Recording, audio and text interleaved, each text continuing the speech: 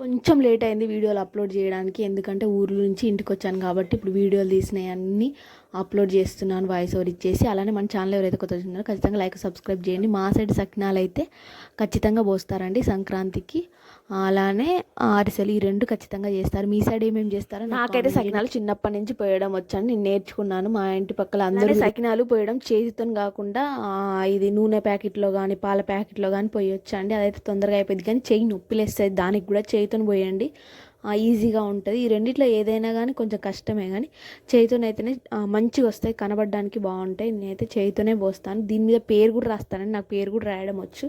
మీలో ఎంతమందికి సకినాలు పోయడం వచ్చో కామెంట్ చేయండి. నాకు పోయడం వచ్చు కానీ తినడం అయితే రాదని, నాకు అస్సలకే తినబుద్ది కాదు సకినాలు. మీలో ఎంతమందికి సకినాలు తినడం ఇష్టం ఉండదో కామెంట్ చేయండి. అలానే అన్ని అప్పలు అయిపోయాక సకినాలు తినడం స్టార్ట్ చేస్తామండి. నేనైతే ఖచ్చితంగా అలానే స్టార్ట్ చేస్తాను, అలానే తింటాను.